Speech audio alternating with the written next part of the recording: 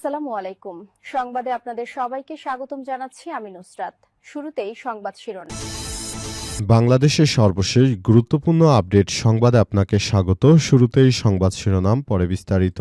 প্রথমেই জানাবো আমাদের হাতে থাকা সর্বশেষ গুরুত্বপূর্ণ সবথেকে তাজা আপডেট সংবাদ। নির্বাচনী দায়িত্ব পালনে নিরপেক্ষতার আহ্বান সেনাবাহিনী প্রধানের। পেশাদারিত্ব, নিরপেক্ষতা, ধৈর্য ও নাগরিক বান্ধব আচরণের মাধ্যমে জাতীয় নির্বাচনের দায়িত্ব পালনের আহ্বান জানিয়েছেন সেনাবাহিনী প্রধান জেনারেল ওয়াকারুজ্জামান। আজ জাতীয় নির্বাচন ও গণভোট 2026 উপলক্ষে সার্বিক আইনশৃঙ্খলা পরিস্থিতির মূল্যায়ন এবং ইন-এইড টু দ্য সিভিল পাওয়ার এর আওতায় মোতায়েনরত রাজশাহী সেনানিবাসে এক মতবিনিময় সভায় তিনি এই আহ্বান জানিয়েছেন। এরপর জানাবো, বিএনপি এত খারাপ হলে তারা কেন তখন সরকার থেকে পদত্যাগ করেনি, বললেন তারেক রহমান। এর আগে বিএনপি পরপর 5 বার দুর্নীতিতে চ্যাম্পিয়ন হয়েছিল বলে জানিয়েছেন জামাত ইসলামের আমির ডা শফিকুর রহমান। সেটাকে বুঝি করে বিএনপি নেতা তারেক রহমান আজ ময়মনসিংহে সমাবেশে বলেছেন, বিএনপি যদি এতই খারাপ তখন কিন্তু বিএনপির সঙ্গে জোটে জামাত ইসলামও সরকারে ছিল, তাহলে তাদের নেতাকর্মীরা বিএনপি থেকে তখন পদত্যাগ করেনি কেন? এদিকে প্রচারণায় ডিম নিক্ষেপ মির্জা আব্বাসকে দায়ী করলেন নাসির উদ্দিন পাটোয়ারি। রাজধানীর হাবিবুল্লাহ বাহার কলেজে নির্বাচনী প্রচারণাকালে আবারও ডিম ছোড়া হয়েছে ঢাকা ৮ আসনের 11 দলীয় জোটের প্রার্থী ও জাতীয় নাগরিক পার্টি এনসিপি নেতা নাসির উদ্দিন পাটোয়ারির উপর। এই ঘটনায় তিনি দেশবাসীর কাছে বিএনপির চাঁদাবাজদের বিরুদ্ধে বিচার দিয়েছেন। জানাবো, বাংলাদেশে আমরা কাউকে নতুন করে স্বৈরাচার হতে দেব না, বললেন সার্জিস আলম। ন্যূনতম জ্ঞান ও শিক্ষা না রেখে মানুষকে যারা বিভ্রান্ত করছে, এক ব্যক্তি বিদেশ থেকে দেশে এসে এখন নতুন নতুন মিথ্যা আশ্বাস দিচ্ছে।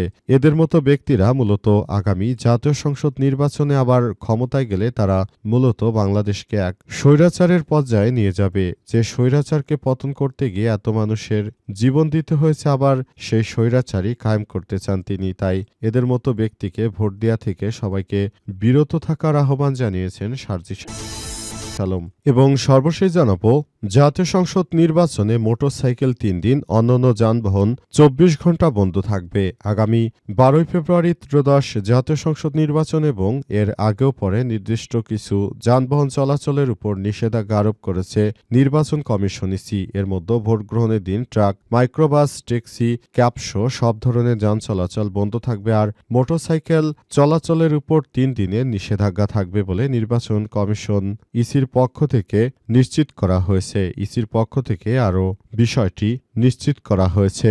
প্রিয় দর্শক, এতক্ষণ শুনছিলেন সংবাদ শিরোনাম, এবারে বিস্তারিত। তবে তার আগে বন্ধুরা, অনুরোধ থাকবে এই সংবাদটিতে একটি লাইক দিন। এই চ্যানেলে আপনি নতুন হয়ে থাকলে আমাদের সংবাদটি দেখতে দেখতে চ্যানেলটি সাবস্ক্রাইব করে রাখুন। কমেন্ট করে বন্ধুরা আপনার মূল্যবান মতামত জানিয়ে দিন আপনি বিশ্বের কোন দেশ থেকে বা বাংলাদেশের কোন স্থান থেকে আমাদের সংবাদটি দেখছেন এবং শুনছেন। আর বন্ধুরা, সংবাদটি আপনার সোশ্যাল মিডিয়া ফেসবুকে শেয়ার করে বন্ধুদেরও দেখার সুযোগ করে দিন। গাজা যুদ্ধে আপনি যদি নিরীহ ফিলিস্তিনিদের ভালোবেসে থাকেন, কমেন্টে ইয়েস লিখে পুরো বিশ্বকে জানিয়ে দিন। এবারে বিস্তারিত। নির্বাচনে দায়িত্ব পালনে নিরপেক্ষতার আহ্বান সেনাপ্রধানের। পেশাদারিত্ব, ধৈর্য ধারণ করা নাগরিকদের আচরণের মাধ্যমে দায়িত্ব পালনের আহ্বান জানিয়েছেন বাংলাদেশ সেনাবাহিনী প্রধান জেনারেল ওয়াকারুজ্জামান। তিনি বলেছেন, নির্বাচনটাকে সুষ্ঠু সুন্দর করতে হলে অবশ্যই আমাদেরকে একটা ভালো পরিবেশ দিতে হবে এবং সেজন্য আমি সেনা সদস্যদের আহ্বান জানাবো, আপনারা এই জাতীয় সংসদ নির্বাচন যেন 100% নিরপেক্ষ হয়, সেজন্য আপনাদের কাজ করতে হবে। সবাইকে ধৈর্য ধারণ করে পেশাদারিত্বের সঙ্গে কাজ করতে হবে। কোনোভাবেই সেনাবাহিনীর সুনাম নষ্ট হয় এমন কোনো কাজ করা যাবে না বলে মন্তব্য করেছেন বাংলাদেশ সেনাবাহিনী প্রধান জেনারেল ওয়াকারুজ্জামান। তিনি আরো মনে করেন, এই নির্বাচনটা হবে দীর্ঘ 17 বছর পর একটি সুন্দর নির্বাচন। সুতরাং নির্বাচনটাকে সুষ্ঠু করার ক্ষেত্রে আপনাদের সবারই যার যার জায়গা থেকে যে দায় রয়েছে সেটি পালন করতে হবে।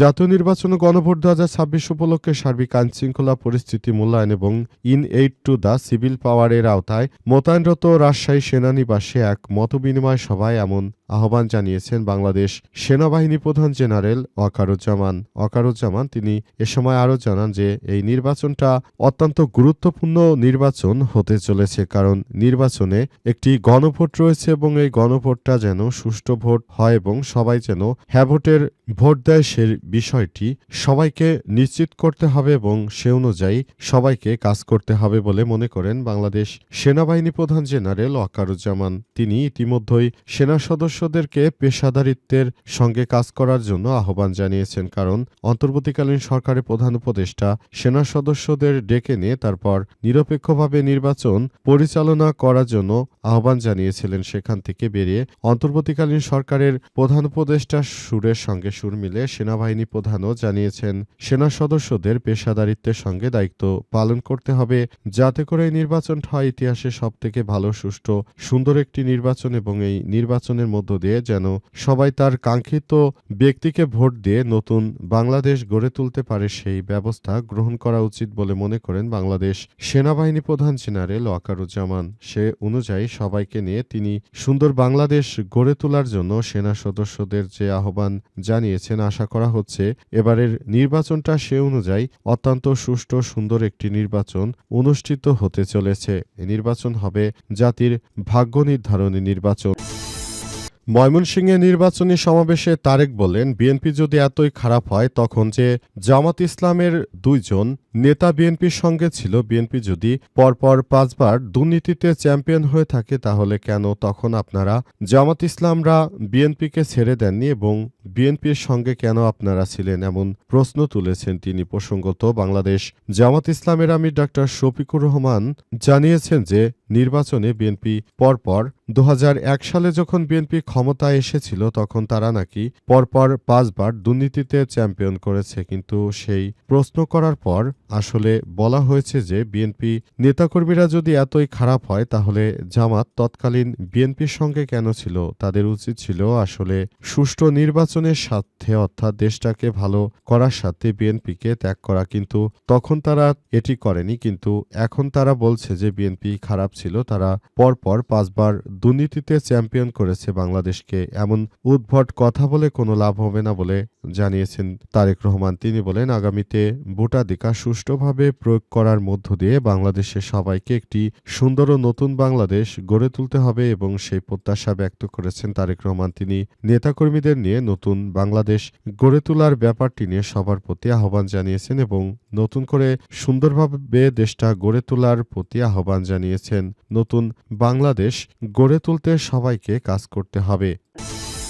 প্রচারণায় ডিম নিক্ষেপ, মির্জা আব্বাসকে দায়ী করলেন নাসির উদ্দিন পাটোয়ারি। এবার নির্বাচনী প্রচারণায় গিয়ে আবারও হেনস্থার শিকার হয়েছেন নাসির উদ্দিন পাটোয়ারি। তিনি হেনস্থার শিকার হয়ে বলেছেন যে মির্জা আব্বাস যেই ধরনের কর্মকাণ্ড করেছে এটা কোনোভাবেই গ্রহণযোগ্য হতে পারে না। মির্জা আব্বাসের মদতে বিএনপির সন্ত্রাসী গ্রুপ মূলত নাসির উদ্দিন পাটোয়ারির উপর হামলা করেছে বলে অভিযোগ করেছেন তারা। এ ঘটনার পর পরিস্থিতি আসলে থমথমে অবস্থা বিরাজ করছে।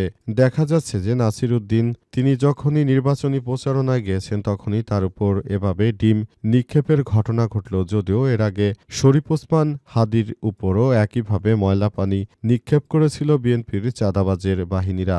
এখন নতুন করে ওই আসনে নাসির উদ্দিন পাটোয়ারি তিনি নির্বাচন করবেন এবং তার এই আসনে মূলত নাসির উদ্দিন পাটোয়ারির আসনে আসলে বিএনপির নেতাকর্মীরা এমন নেক্কাজনক ঘটনা সেদিনও ঘটিয়েছে, কিন্তু সেদিন নাসির উদ্দিন পাটোয়ারি তিনি তাদের হেদায়েতের জন্য আল্লাহর কাছে দোয়া করেছেন। আবার নতুন করে আজও এমন অনাকাঙ্ক্ষিত ঘটনা ঘটল, এর জন্য তিনি পুরো বাংলাদেশের মানুষের কাছে বিএনপির এই চাঁদাবাজদের বিরুদ্ধে বিচার দিয়েছেন নাসির উদ্দিন পাটোয়ারি। তিনি বলেন, আগামীতে বাংলাদেশ চলবে ন্যায় ইনসাফের ভিত্তিতে। কোনো চাঁদাবাজ কোনো সন্ত্রাসী কেউ রাহাজানি করে বাংলাদেশের আসলে কোনো কিছুই করতে পারবে না। সবাইকে নতুন বাংলাদেশ গড়ে তোলার ক্ষেত্রে সবাইকে কাজ করতে হবে।